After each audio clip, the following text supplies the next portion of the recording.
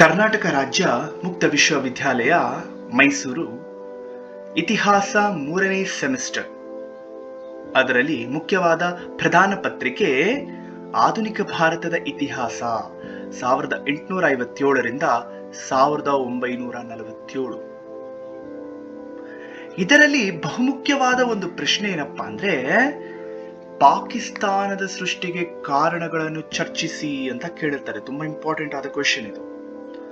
ಹಾಗಾದ್ರೆ ಇದರ ಬಗ್ಗೆ ತಿಳ್ಕೊಳ್ಳೋಣ.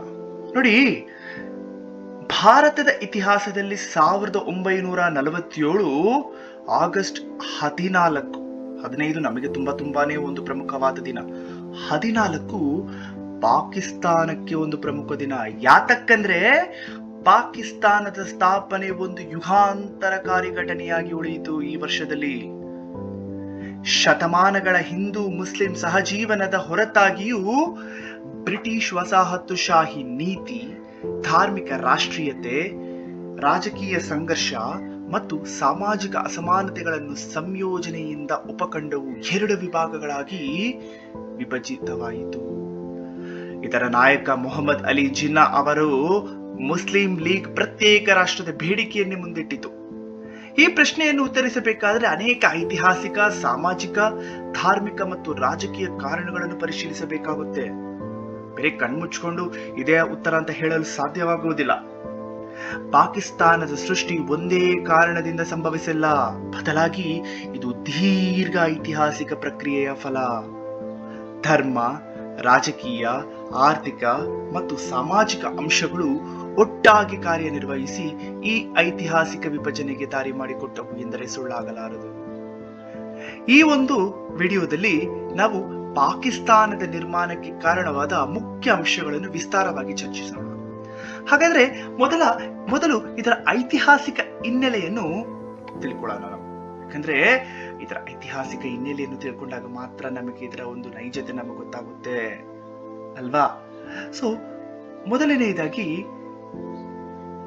ಐತಿಹಾಸಿಕ ಹಿನ್ನೆಲೆ. ಭಾರತದಲ್ಲಿ ಮುಸ್ಲಿಂ ಆಳ್ವಿಕೆ 12ನೇ ಶತಮಾನ. ನೆನ್ಪಿಟ್ಕೊಳ್ಳಿ, ಎಷ್ಟನೇ ಶತಮಾನ? 12ನೇ ಶತಮಾನದಿಂದ ಮೊಘಲ್ ಸಾಮ್ರಾಜ್ಯದ ಅಂತ್ಯದವರೆಗೆ ಮುಂದುವರಿಯುತ್ತೆ.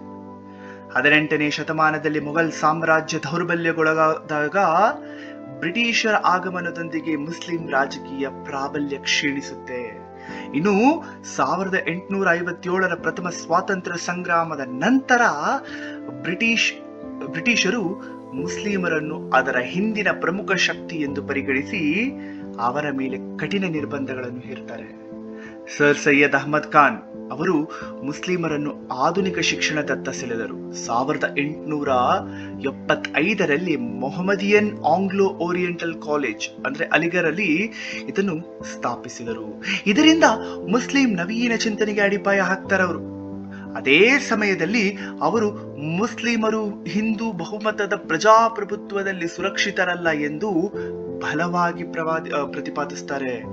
ಈ ಆಲೋಚನೆಯೇ ಮುಂದೆ ದ್ವಿರಾಷ್ಟ್ರ ಸಿದ್ಧಾಂತಕ್ಕೆ ಬೀಜ ಬಿದ್ದಿತು ಅಂತ ಹೇಳಬಹುದು. ಹಾಗಾದ್ರೆ ಏನು ದ್ವಿರಾಷ್ಟ್ರ ಸಿದ್ಧಾಂತ? ನೋಡಿ, ಪಾಕಿಸ್ತಾನ ನಿರ್ಮಾಣದ ಮೂಲ ತಾತ್ವಿಕ ಆಧಾರವೇ ಈ ದ್ವಿರಾಷ್ಟ್ರ ಸಿದ್ಧಾಂತ.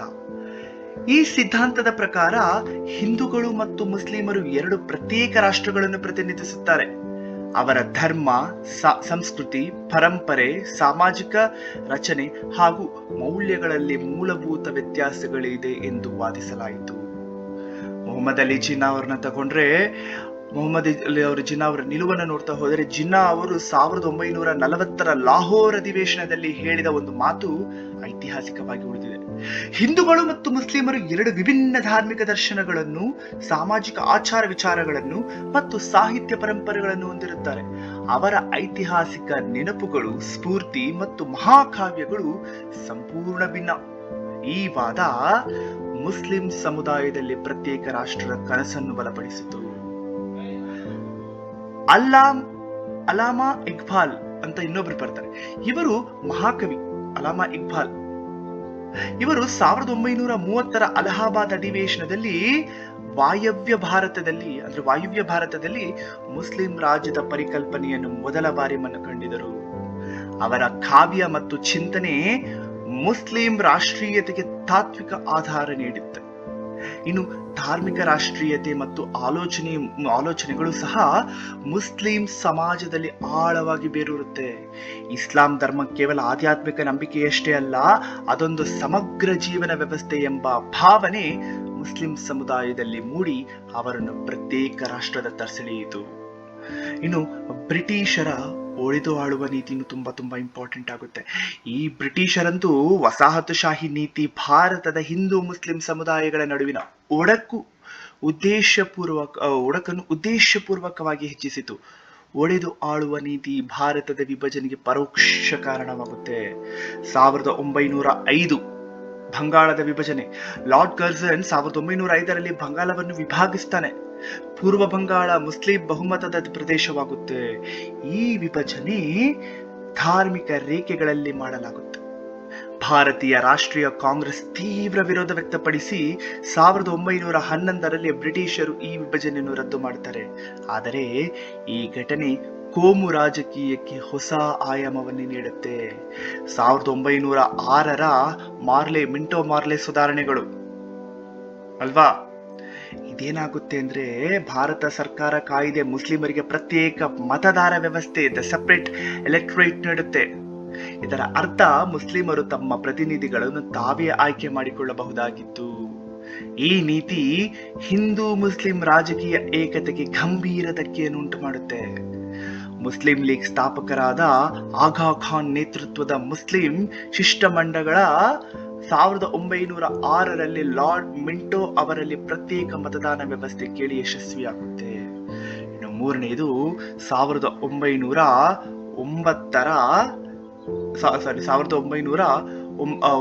ಮಿಂಟೋ ಮಾರ್ಲೆ, ಇವಾಗ ನಾನು ಹೇಳಿದ್ದೆ. ಇದರ ನಂತರ ಬರೋದು ಕಾಂಗ್ರೆಸ್ ಮತ್ತು ಮುಸ್ಲಿಂ ಲೀಗ್ ನಡುವಿನ ಸಂಘರ್ಷವನ್ನು ನೋಡೋದು. ನೋಡಿ, ಮೊದಲನೆಯ ಸಂಘರ್ಷ ಅದಂದ್ರೆ ಲಕ್ನೋ ಒಪ್ಪಂದ 1916 ಅಲ್ವಾ. 1916ರಲ್ಲಿ ಲಕ್ನೋ ಒಪ್ಪಂದ ಆಗುತ್ತೆ. ಮತ್ತು ಅದರ ಭಿನ್ನಾಭಿಪ್ರಾಯಗಳನ್ನು ನೋಡ್ತಾ ಹೋದ್ರೆ 1916ರಲ್ಲಿ ಕಾಂಗ್ರೆಸ್ ಮತ್ತು ಮುಸ್ಲಿಂ ಲೀಗ್ ಲಕ್ನೋ ಒಪ್ಪಂದವನ್ನು ಮಾಡಿಕೊಳ್ತಾರೆ. ಒಟ್ಟಾಗಿ ಬ್ರಿಟಿಷರ ವಿರುದ್ಧ ಹೋರಾಟ ನಡೆಸಬೇಕಂದ್ರೆ ಇದರ ಅರ್ಥ. ಆದರೆ 1920ರ ದಶಕದ ನಂತರ ಒಗ್ಗಟ್ಟು ಶಿಥಿಲಗೊಳ್ಳಲಾರಂಭಿಸುತ್ತೆ. ಖಿಲಾಫತ್ ಚಳುವಳಿಯ ವಿಫಲವಾದ ನಂತರ ಮುಸ್ಲಿಂ ರಾಜಕೀಯ ನಾಯಕರು ಕಾಂಗ್ರೆಸ್ನ ರಾಷ್ಟ್ರೀಯ ನೀತಿಯಿಂದ ದೂರ ಸರಿಯಲಾರಂಭಿಸ್ತಾರೆ.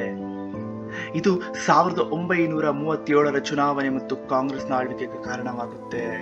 ಯಾಕಂದ್ರೆ ಭಾರತ ಸರ್ಕಾರದ ಕಾಯ್ದೆ 1935ರ ಪ್ರಕಾರ 1937ರ ಪ್ರಾಂತೀಯ ಚುನಾವಣೆಗಳಲ್ಲಿ ಕಾಂಗ್ರೆಸ್ ಅಭೂತಪೂರ್ವ ಯಶಸ್ಸನ್ನು ಸಾಧಿಸಿ 11 ಪ್ರಾಂತ್ಯಗಳಲ್ಲಿ 8 ಕಡೆ ಸರ್ಕಾರವನ್ನು ರಚಿಸುತ್ತೆ. ಮುಸ್ಲಿಂ ಲೀಗ್ ಧನನೀಯ ಸೋಲು ಕಂಡುತ್ತೆ. ಕಾಂಗ್ರೆಸ್ ಆಳ್ವಿಕೆ ಮುಸ್ಲಿಂ ಲೀಗ್ ಅನ್ಯಾಯ ಮಾಡಿತು ಎಂದು ಭಾವನೆ ಅವರಲ್ಲಿ ಮೂಡಿಸುತ್ತೆ. ಮುಸ್ಲಿಮರ ಮೇಲೆ ವಂದೇ ಮಾತರಂ ಹಾಡನ್ನು ಹೇರಿದ್ದು, ಹಿಂದಿ ಭಾಷೆಗೆ ಆದ್ಯತೆ ನೀಡಿದ್ದು ಮುಂತಾದ ಆರೋಪಗಳು ಮುಸ್ಲಿಂ ಸಮುದಾಯದವರನ್ನು ದೂರ ಮಾಡಿದವು. ಪೀರ್ಪುಂಜ್ ವರದಿ ಅಂತ ಒಂದು ಬರುತ್ತೆ. ಇವ್ರು ಏನ್ ಹೇಳ್ತಾರೆ ಅಂದ್ರೆ, ಮುಸ್ಲಿಂ ಲೀಗ್ ನೇಮಿಸಿದ ಸಮಿತಿ ಪೀರ್ಪುಂಜ್ ವರದಿ ಕಾಂಗ್ರೆಸ್ ಸರ್ಕಾರಗಳ ಮುಸ್ಲಿಂ ವಿರೋಧಿ ನೀತಿಗಳ ದೀರ್ಘ ಪಟ್ಟಿಯನ್ನು ತಯಾರಿಸಿ ಒಂದು ಮುಸ್ಲಿಂ ಸಮುದಾಯದಲ್ಲಿ ಪ್ರತ್ಯೇಕ ರಾಷ್ಟ್ರದ ಅಗತ್ಯದ ಭಾವನೆ ಇನ್ನಷ್ಟು ಪ್ರಬಲಗೊಳಿಸಿತು. ಇನ್ನು 1940ರ ಲಾಹೋರ್ ನಿರ್ಣಯ ನೋಡಿ, ಇಲ್ಲೇ ತುಂಬಾ ಇಂಪಾರ್ಟೆಂಟ್. 1940 ಮಾರ್ಚ್ 23ರಂದು ಲಾಹೋರ್ನಲ್ಲಿ ನಡೆದ ಮುಸ್ಲಿಂ ಲೀಗ್ ಅಧಿವೇಶನ ಭಾರತದ ಇತಿಹಾಸದ ನಿರ್ಣಾಯಕ ಘಟನೆ. ಜಿನ್ನಾ ಅವರ ಅಧ್ಯಕ್ಷತೆಯಲ್ಲಿ ನಡೆದ ಈ ಅಧಿವೇಶನದಲ್ಲಿ ಮುಸ್ಲಿಂ ಬಹುಮತದ ಪ್ರದೇಶಗಳಾದ ವಾಯುವ್ಯ ಮತ್ತು ಪೂರ್ವ ಭಾರತದಲ್ಲಿ ಪ್ರತ್ಯೇಕ ಸ್ವಾಯತ್ತ ರಾಜ್ಯಗಳನ್ನು ಸ್ಥಾಪಿಸಬೇಕೆಂದು ನಿರ್ಣಯ ಅಂಗೀಕರಿಸಲಾಯಿತು. ಪಾಕಿಸ್ತಾನ ಎಂಬ ಹೆಸರನ್ನು ಚೌಧರಿ ರಹಮತ್ ಅಲಿ 1933ರಲ್ಲಿ ಸೂಚಿಸ್ತಾರೆ. ಪಿ ಅಂದರೆ ಪಂಜಾಬ್, ಎ ಅಂದರೆ ಅಫ್ಘಾನಿಸ್ತಾನ್, ಕೆ ಅಂದರೆ ಕಾಶ್ಮೀರ, ಎಸ್ ಅಂದರೆ ಸಿಂಧ್, ಟ್ಯಾನ್ ಅಂದರೆ ಬಲೂಚಿಸ್ತಾನ್ ಎಂಬ ಪ್ರದೇಶಗಳ ಅಕ್ಷರಗಳಿಂದ ಪಾಕಿಸ್ತಾನನ್ನು ರಚಿಸಲಾಯಿತು. ಇದು ಉರ್ದು ಭಾಷೆಯಲ್ಲಿ ಪಾಕ್ ಎಂದರೆ ಪವಿತ್ರ ಎಂದು ಅರ್ಥ. ಲಾಹೋರ್ ನಿರ್ಣಯ ಈ ಕನಸಿಗೆ ಅಧಿಕೃತ ರಾಜಕೀಯ ರೂಪವನ್ನೇ ನೀಡಿತು. ಇನ್ನು ದ್ವಿತೀಯ ಮಹಾಯುದ್ಧದ ಪರಿಣಾಮಗಳನ್ನು ನಾವು ಪರಿಗಣಿಸಬೇಕಾಗುತ್ತೆ. ಯಾಕಂದ್ರೆ 1937ರಿಂದ 1945ರ ದ್ವಿತೀಯ ವಿಶ್ವಯುದ್ಧವು ಭಾರತೀಯ ರಾಜಕೀಯ ಗತಿಗಳನ್ನೇ ಬದಲಾಯಿಸಿತು. ಕಾಂಗ್ರೆಸ್ ಬ್ರಿಟಿಷರ ಯುದ್ಧ ಪ್ರಯತ್ನಕ್ಕೆ ಸಹಕರಿಸಲು ನಿರಾಕರಿಸಿ ಸಚಿವ ಸ್ಥಾನವನ್ನೇ ರಾಜೀನಾಮೆ ನೀಡಿದರು. ಆದರೆ ಮುಸ್ಲಿಂ ಲೀಗ್ ಬ್ರಿಟಿಷರ ಯುದ್ಧ ಪ್ರಯತ್ನಕ್ಕೆ ಬೆಂಬಲ ನೀಡಿ ರಾಜಕೀಯ ಲಾಭವನ್ನೇ ಗಳಿಸಿಕೊಂಡ್ರು. ಯಾಕೆಂದ್ರೆ ಕ್ರಿಪ್ಸ್ ಕಮಿಷನ್ ಬರುತ್ತೆ ಇಲ್ಲಿ. Creeps commission 1942 sir Stafford creeps ನೇತೃತ್ವದಲ್ಲಿ ಮಿಷನ್ ಪ್ರಾಂತ್ಯಗಳಿಗೆ ವಿಭಜನೆ ಹಕ್ಕು ನೀಡುವ ಪ್ರಸ್ತಾಪವನ್ನು ತರ್ತಾರೆ. ಇದು ಕಾಂಗ್ರೆಸ್ ಪತನದ ಹೊಂದುತ್ತಿರುವ ಬ್ಯಾಂಕಿನ ಭವಿಷ್ಯ ದಿನಾಂಕದ ಚೆಕ್ ಎಂದು ತಿರಸ್ಕರಿಸಿತು. ಮುಸ್ಲಿಂ ಲೀಗ್ ಇದನ್ನು ತಮ್ಮ ಬೇಡಿಕೆಗೆ ಮಾನ್ಯತೆ ಎಂದು ಸ್ವಾಗತಿಸಿತು. ಯಾವುದನ್ನ? ಕ್ರಿಪ್ಸ್ ಮಿಷನ್ ಅನ್ನ. ಇನ್ನು ಕ್ವಿಟ್ ಇಂಡಿಯಾ ಆಂದೋಲನ 1942. ಕ್ವಿಟ್ ಇಂಡಿಯಾ ಆಂದೋಲನದ ಸಮಯದಲ್ಲಿ ಕಾಂಗ್ರೆಸ್ ನಾಯಕರೆಲ್ಲ ಸೆರೆಮನಿಸಿರ್ತಾರೆ. ಈ ಅಧಿಕಾರ ಶೂನ್ಯತೆಯನ್ನು ಮುಸ್ಲಿಂ ಲೀಗ್ ಸದುಪಯೋಗ ಪಡಿಸಿಕೊಂಡು ತನ್ನ ಸಂಘಟನಾ ಶಕ್ತಿಯನ್ನು ಹೆಚ್ಚಿಸಿ ಬ್ರಿಟಿಷರ ಅನುಕೂಲವನ್ನು ಗಳಿಸಿತು. ನೆನ್ಪಿಟ್ಕೊಳ್ಳಿ. ಇನ್ನು ಸಿಮ್ಲಾ ಸಮ್ಮೇಳನ ಮತ್ತು ಕ್ಯಾಬಿನೆಟ್ ಮಿಷನ್ ಅನ್ನು ನಾವು ನೋಡ್ತಾ ಹೋದ್ರೆ ಇದು ಸಹ ತುಂಬಾನೇ ಇಂಪಾರ್ಟೆಂಟ್. ಯಾತಕ್ಕಂದ್ರೆ ಲಾರ್ಡ್ ವೇವೆಲ್ ಅವರ ಅಧ್ಯಕ್ಷತೆಯಲ್ಲಿ 1945ರಲ್ಲಿ ಕಾಂಗ್ರೆಸ್ ಮತ್ತು ಮುಸ್ಲಿಂ ಲೀಗ್ ಮುಖಂಡರ ನಡುವೆ ಸಮ್ಮೇಳನ ನಡೆಯುತ್ತೆ. ಇಲ್ಲಿ ಜಿನ್ನಾ ಅವರು ಆಂತರಿಕ ಸರ್ಕಾರದಲ್ಲಿ ಮುಸ್ಲಿಂ ಲೀಗ್ಗಳಿಗೆ ಎಲ್ಲಾ ಮುಸ್ಲಿಂ ಸ್ಥಾನಗಳನ್ನು ಮೀಸಲು ಇಡಬೇಕೆಂದು ಒತ್ತಾಯಿಸ್ತಾರೆ. ಕಾಂಗ್ರೆಸ್ ಈ ಷರತ್ತನ್ನು ತಿರಸ್ಕರಿಸಿ ಸಮ್ಮೇಳನದ ವಿಫಲವಾಗುತ್ತೆ. ಇನ್ನು 1946ರ ಕ್ಯಾಬಿನೆಟ್ ಕಮಿಷನ್ ಅಥವಾ ಕ್ಯಾಬಿನೆಟ್ ಮಿಷನ್ 1946ರ ಮಾರ್ಚ್ ತಿಂಗಳಲ್ಲಿ 3 ಬ್ರಿಟಿಷ್ ಸಚಿವರ ಕ್ಯಾಬಿನೆಟ್ ಮಿಷನ್ ಭಾರತಕ್ಕೆ ಬಂದು ಸ್ವಾತಂತ್ರ್ಯ ಹಸ್ತಾಂತರದ ಯೋಜನೆ ತಯಾರಿಸುತ್ತೆ. ಅಖಂಡ ಭಾರತದ ಒಕ್ಕೂಟದ ಸ್ಥಾಪನೆಗೆ ಸೂಚಿಸಲಾಗುತ್ತೆ. ಆರಂಭದಲ್ಲಿ 2 ಪಕ್ಷಗಳು ಒಪ್ಪುತ್ತವೆ, ಆದರೆ ಆಂತರಿಕವಾಗಿ ಸರ್ಕಾರ ರಚನೆ ವಿಷಯದಲ್ಲಿ ತೀವ್ರ ಭಿನ್ನಾಭಿಪ್ರಾಯ ಮೂಡಿ ಮಿಷನ್ ಪ್ರಯತ್ನ ವಿಫಲಗೊಳ್ಳುತ್ತೆ. ಎಸ್ಪೆಷಲಿ ಜವಾಹರ್ಲಾಲ್ ನೆಹರು ಅವರ ಆಗ್ರಹಕ್ಕೆ ಜಿನ್ನಾ ತೀವ್ರ ಹಸ್ತಕ್ಷೇಪ ವ್ಯಕ್ತಪಡಿಸ್ತಾನೆ. ಮುಸ್ಲಿಂ ಲೀಗ್ ನೇರ ಕ್ರಿಯಾ ದಿನ ದ ಡೈರೆಕ್ಟ್ ಆಕ್ಷನ್ ಡೇ ಎಂದು ಘೋಷಿಸಿ 1946ರ ಆಗಸ್ಟ್ 16ರಂದು ಕಲ್ಕತ್ತಾ ಮತ್ತು ಇತರ ನಗರಗಳಲ್ಲಿ ಭೀಕರ ಕೋಮು ಹಿಂಸೆಯನ್ನು ನಡೆಸುತ್ತೆ. ಸಾವಿರಾರು ಜನ ಮೃತಪಡ್ತಾರೆ. ಇದರ ನಂತರ ಭಾರತ ವಿಭಜನೆ ಅನಿವಾರ್ಯ ಎಂದು ಕಾಂಗ್ರೆಸ್ ಒಪ್ಪಿಕೊಳ್ಳುತ್ತೆ. ಇದು ಮೇನ್ ತುಂಬಾನೇ ಇಂಪಾರ್ಟೆಂಟ್. ಇನ್ನು ಮೌಂಟ್ ಬ್ಯಾಟನ್ ಯೋಜನೆ ಮತ್ತು ವಿಭಜನೆ 1947 ಫೆಬ್ರವರಿಯಲ್ಲಿ ಲಾರ್ಡ್ ಮೌಂಟ್ ಬ್ಯಾಟನ್ ಭಾರತದ ಕೊನೆಯ ವೈಸರಾಯ್ ಆಗಿ ನೇಮಿಸಲ್ಪಡ್ತಾರೆ. ಅವರಿಗೆ 1948ರ ಜೂನ್ ಒಳಗೆ 1948ರ ಜೂನ್ ಒಳಗೆ ಅಧಿಕಾರ ಹಸ್ತಾಂತರ ಮಾಡಲು ಬ್ರಿಟಿಷ್ ಸರ್ಕಾರ ನಿರ್ದೇಶನ ನೀಡುತ್ತೆ. ರಾಜಕೀಯ ಬಿಕ್ಕಟ್ಟು ಮತ್ತು ಹಿಂಸೆಯ ಪರಿಣಾಮ ಮೌಂಟ್ ಬ್ಯಾಟನ್ ಈ ತಾರೀಖನ್ನು ಮುಂದಕ್ಕೆ ತಂದು 1947 ಆಗಸ್ಟ್ 15ರಂದು ನಿಗದಿಪಡಿಸ್ತಾರೆ. ಜೂನ್ 3, 1947ರಂದು ಮೌಂಟ್ ಬ್ಯಾಟನ್ ಯೋಜನೆ ಘೋಷಣೆಯಾಗುತ್ತೆ. ಭಾರತ ಮತ್ತು ಪಾಕಿಸ್ತಾನ ಎಂಬ 2 ಡೊಮಿನಿಯನ್ಗಳ ಸ್ಥಾಪನೆಯಾಗುತ್ತೆ. ರಾಡ್ಕ್ಲಿಫ್ ಆಯೋಗ ಗಡಿ ರೇಖೆ ನಿರ್ಧರಿಸಿತು. ಆಗಸ್ಟ್ 14ರಂದು ಪಾಕಿಸ್ತಾನ ಮತ್ತು ಆಗಸ್ಟ್ 15ರಂದು ಭಾರತ ಸ್ವತಂತ್ರ ಪಡೆಯುತ್ತೆ. ಪಾಕಿಸ್ತಾನ 2 ಭಾಗಗಳಾಗಿ ಅಸ್ತಿತ್ವಕ್ಕೆ ಬಂದಿತು. ಪಶ್ಚಿಮ ಪಾಕಿಸ್ತಾನ, ಈಗಿನ ಪಾಕಿಸ್ತಾನ, ಮತ್ತೆ ಪೂರ್ವ ಪಾಕಿಸ್ತಾನ, ಈಗಿನ ಬಾಂಗ್ಲಾದೇಶ. ಇದಕ್ಕೆ ಮುಖ್ಯ ಕಾರಣಗಳನ್ನು ನಾವು ನೋಡ್ತಾ ಹೋದ್ರೆ ಧಾರ್ಮಿಕ ಮತ್ತು ಸಾಮಾಜಿಕ ಭಿನ್ನತೆಗಳು ನೋಡಿ. ಮುಸ್ಲಿಂ ಸಮುದಾಯ ಮತ್ತು ಹಿಂದೂ ಸಮಾಜದ ನಡುವೆ ವಿವಾಹ ಆಗಿರ್ಬೋದು, ಆಹಾರ, ಉಡುಗೆ ತೊಡುಗೆ, ಹಬ್ಬ ಆಚರಣೆ, ಭಾಷೆ, ಸಾಮಾಜಿಕ ಪದ್ಧತಿ ತೀವ್ರ ವ್ಯತ್ಯಾಸಗಳಿದ್ದವು. ಉರ್ದು ಹಿಂದಿ ವಿವಾದ, ಗೋ ಹತ್ಯೆ, ಸಂಘರ್ಷ ಮತ್ತು ಮಸೀದಿ ಮಂದಿರ ಸಂಘರ್ಷಗಳು ಕೋಮು ಅಂತರಕ್ಕೆ ಹೆಚ್ಚಿಸಿತು. ಇನ್ನು ಆರ್ಥಿಕ ಮತ್ತು ಅಸಮಾನತೆ. ಬ್ರಿಟಿಷ್ ಆಳ್ವಿಕೆಯಲ್ಲಿ ಮುಸ್ಲಿಮರು ಮತ್ತು ಹಿಂದೂಗಳ ನಡುವೆ ಆರ್ಥಿಕ ಅಸಮಾನತೆ ಮೂಡಿಸಿತು. ಇನ್ನು ಜಿನ್ನಾರವರ ವೈಯಕ್ತಿಕ ಮತ್ತು ನಾಯಕತ್ವ ನೋಡಿ. ಮೊಹಮ್ಮದ್ ಅಲಿ ಜಿನ್ನಾ ಅವರ ದೃಢ ನಿಲುವು, ಕಾನೂನು ಜ್ಞಾನ ಮತ್ತು ರಾಜಕೀಯ ಚಾಣಾಕ್ಷತೆ ಪಾಕಿಸ್ತಾನ್ ನಿರ್ಮಾಣದಲ್ಲಿ ನಿರ್ಣಾಯಕ ಪಾತ್ರ ವಹಿಸುತ್ತೆ. ಇನ್ನು ಕಾಂಗ್ರೆಸ್ ನಾಯಕತ್ವದ ತಪ್ಪು ನಿರ್ಧಾರಗಳು ನೋಡಿ. ಕಾಂಗ್ರೆಸ್ ನಾಯಕರು ಮುಸ್ಲಿಂ ಸಮುದಾಯದ ಭಯ ಮತ್ತು ಆಕಾಂಕ್ಷೆಗಳನ್ನು ಸರಿಯಾಗಿ ಅರ್ಥ ಮಾಡಿಕೊಳ್ಳಲು ವಿಫಲರಾದರು ಎಂಬ ವಿಮರ್ಶೆ ಇದೆ. ಯಾಕೆಂದ್ರೆ 1937ರ ನಂತರ ಕಾಂಗ್ರೆಸ್ ಸರ್ಕಾರ ಮುಸ್ಲಿಂ ಲೀಗ್ ಅನ್ನು ಹೊರಗಿಟ್ಟ ನೀತಿ ಮುಸ್ಲಿಮರಿಗೆ ಸ್ವಾಯತ್ತತೆ ಮತ್ತು ಭದ್ರತೆಯ ಖಾತರಿ ನೀಡಲು ಸಾಧ್ಯವಾಗದಿದ್ದರೂ ವಿಭಜನೆ ತ್ವರಿತಗೊಳ್ಳಲು ಕಾರಣವಾಯಿತು. ನೆನ್ಪಿಟ್ಕೋಬೇಕು. ಈ ತರ ಎಲ್ಲ ಒಂದು ಇದನ್ನು ನೋಡಿದ್ರೆ ವಿಭಜನೆಯ ಮಾನವನ ಬೆಲೆ ಇತಿಹಾಸದ ಕರಾಳ ಪುಟ ಇದೆ. ಯಾಕೆಂದ್ರೆ ಪಾಕಿಸ್ತಾನದ ಸ್ಥಾಪನೆ ಮುಸ್ಲಿಂ ಸಮುದಾಯದ ಕನಸುಗಳನ್ನು ಸಾಕಾರಗೊಳಿಸಿತು, ಆದರೆ ಭಾರತ ಪಾಕ್ ನಡುವಿನ ಶಾಶ್ವತ ಸಮಸ್ಯೆಗಳಿಗೆ ಜನ್ಮ ನೀಡಿತು. ನೆನ್ಪಿಟ್ಕೊಳ್ಳಿ. ಯಾಕಂದ್ರೆ 1-2 ಕೋಟಿ ಜನ ಗಡಿ ದಾಟಿ ಸ್ಥಳಾಂತರಗೊಂಡರು. 5 ಲಕ್ಷದಿಂದ 20 ಲಕ್ಷ ಜನ ಕೋಮು ಹಿಂಸೆಯಲ್ಲಿ ಪ್ರಾಣ ಕಳೆದುಕೊಳ್ತಾರೆ.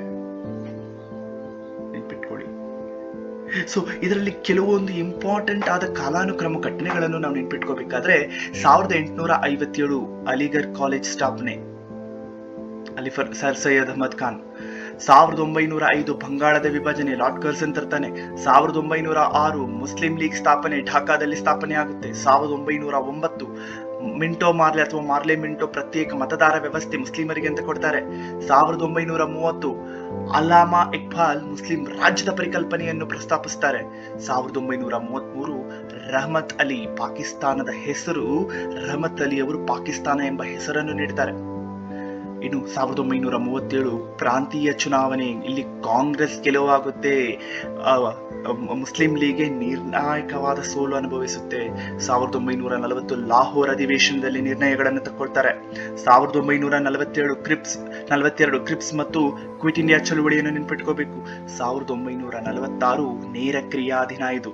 ಇನ್ನು ಮೌಂಟ್ ಬ್ಯಾಟನ್ ಯೋಜನೆಯ ಘೋಷಣೆ ಜೂನ್ 3, 1947 ಘೋಷಣೆ ಆಗುತ್ತೆ ಮತ್ತು ಸ್ವತಂತ್ರ ಪಾಕಿಸ್ತಾನ 1947 ಆಗಸ್ಟ್ 14 ಸ್ವತಂತ್ರ ಪಡೆಯುತ್ತೆ. ನೋಡಿ, ಪಾಕಿಸ್ತಾನದ ಸೃಷ್ಟಿ ಒಂದೇ ಕಾರಣಕ್ಕೆ ಸೀಮಿತವಲ್ಲ. ಹೇಳ್ತೀನಿ ನೋಡಿ, ಒಂದೇ ಕಾರಣಕ್ಕೆ ಸೀಮಿತವಲ್ಲ, ಅದು ಅನೇಕ ಐತಿಹಾಸಿಕ ಶಕ್ತಿಗಳ ಫಲ ಅಂತ ಅವ್ರು ಅನ್ಕೋತಾರೆ. ಬ್ರಿಟಿಷ್ ಒಡೆದು ಆಳುವ ನೀತಿ, ಮುಸ್ಲಿಂ ರಾಜಕೀಯ ಅಸ್ಮಿತತೆ, ದ್ವಿರಾಷ್ಟ್ರ ಸಿದ್ಧಾಂತ, ಕಾಂಗ್ರೆಸ್ ಮುಸ್ಲಿಂ ಲೀಗ್ ಸಂಘರ್ಷ, ಮುಸ್ಲಿಮರ ಆರ್ಥಿಕ ಸಾಮಾಜಿಕ ಭಯ ಹಾಗೂ ಜಿನ್ನಾ ಅವರ ಪ್ರಬಲ ನಾಯಕತ್ವ ಒಟ್ಟಾರೆಯಾಗಿ ಕೆಲಸ ಮಾಡಿ ಉಪಖಂಡ ವಿಭಜನೆಗೆ ದಾರಿ ಮಾಡಿಕೊಟ್ರು. ಈ ವಿಭಜನೆ ಲಕ್ಷಾಂತರ ಜನರ ಸ್ಥಳಾಂತರ ಮತ್ತು ಅಪಾರ ಪ್ರಾಣಹಾನಿಗೆ ಕಾರಣವಾಗುತ್ತೆ. ಅಂದಾಜು 1-2 ಕೋಟಿ ಜನ ಗಡಿ ದಾಟ್ತಾರಂತೆ. 5-20 ಲಕ್ಷದ ಜನ ಹಿಂಸೆಯಲ್ಲಿ ಮೃತಪಡ್ತಾರೆ.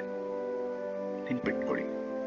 ಪಾಕಿಸ್ತಾನದ ಸ್ಥಾಪನೆ ಒಂದೆಡೆ ಮುಸ್ಲಿಂ ಸಮುದಾಯದ ಪ್ರತ್ಯೇಕ ರಾಷ್ಟ್ರ ಕನಸು ಸಾಕಾರಗೊಂಡರೂ ಸಹ ಮತ್ತೊಂದೆಡೆ ಭಾರತ ಪಾಕಿಸ್ತಾನ ನಡುವಿನ ಶಾಶ್ವತ ಸಮಸ್ಯೆಗಳಿಗೆ ಇದು ನಾಂದಿಯಾಡಿತು. ಒಟ್ಟಿನಲ್ಲಿ ಭಾರತದ ವಿಭಜನೆ ಆಧುನಿಕ ಇತಿಹಾಸದ ಅತ್ಯಂತ ನೋವಿನ ಮತ್ತು ಸಂಕೀರ್ಣ ಘಟನೆಗಳೊಂದು ನಡೆದೇ ಹೋಯಿತು. ಇದರ ಅಧ್ಯಾಯ ಇತಿಹಾಸದ ವಿದ್ಯಾರ್ಥಿಗಳಿಗೆ ಧರ್ಮ, ರಾಜಕೀಯ ಮತ್ತು ಸಾಮಾಜಿಕ ಸಂಘರ್ಷಗಳು ಹೇಗೆ ದೇಶಗಳನ್ನು ಭವಿಷ್ಯದ ನಿರ್ಧರಿಸುತ್ತದೆ ಎಂದು ಅಮೂಲ್ಯವಾದ ಒಂದು ಮಾಹಿತಿಯನ್ನು ನೀಡುತ್ತೆ. ನೋಡಿ, ಇವತ್ತಿಗೆ ನಾವು ಹೇಳೋದಾದ್ರೆ ಈ ಎಲ್ಲ ಕಾರಣಗಳಿಂದ ಭಾರತ ಮತ್ತು ಪಾಕಿಸ್ತಾನ ಒಂದು ಹೇಳ್ಬಹುದು, ಒಂದು ವಿರೋಧ ರಾಷ್ಟ್ರಗಳಾಗಿ ಉಳಿದಿದೆ. ನಮ್ಗೆ ಗೊತ್ತು ಭಾರತದಲ್ಲಿ ಯಾವ್ಯಾವ ತರಹದ ಒಂದು ಅಟ್ಯಾಕ್ಗಳನ್ನ ಮಾಡಿತು ಪಾಕಿಸ್ತಾನ ಅಂತ. ಸೊ ಇದೆಲ್ಲವೂ ಇದಕ್ಕೆ ಒಂದು ಕಾರಣವಾಗಿ ಉಳಿಯಿತು. ಏನೇ ಇರಲಿ, ಭಾರತದಿಂದ ವಿಭಾಗಗೊಂಡ ಅಥವಾ ವಿಭಜನೆಗೊಂಡ ಒಂದು ಪುಟ್ಟ ರಾಷ್ಟ್ರವೇ ಪಾಕಿಸ್ತಾನ. ಇದಕ್ಕೆ ನಮ್ಮ ನಾಯಕರುಗಳು ಸಹ ಕಾರಣವಾಗ್ತಾರೆ. ನೋಡಿ, ಜಸ್ಟ್ ಇಮ್ಯಾಜಿನ್ ಮಾಡ್ಕೊಳ್ಳಿ, ಪಾಕಿಸ್ತಾನದಿಂದ ಬಾಂಗ್ಲಾದೇಶವನ್ನು ಕಳೆದುಕೊಂಡ್ವಿ ಅಲ್ವಾ? ಇಲ್ಲಂದ್ರೆ ಬಾಂಗ್ಲಾದೇಶನು ನಮ್ಮಲ್ಲೇ ಇತ್ತು. ಈಗೇನಾಗ್ತಿದೆ, ಎಲ್ಲರೂ ನಮ್ಮ ದೇಶದಿಂದನೇ ಹೊರಗೆ ಹೋಗಿ ನಮ್ಮ ಮೇಲೆನೆ ಅಟ್ಯಾಕ್ ಮಾಡ್ತಿದ್ದಾರೆ. ಸೊ ಇದು ಇತಿಹಾಸ. ಈ ಎಲ್ಲವೂ ಇತಿಹಾಸದ ಪುಟಗಳಲ್ಲಿ ಅಮರವಾಗಿ ಉಳಿದಿರುವ ವಿಷಯಗಳು. ಧನ್ಯವಾದಗಳು.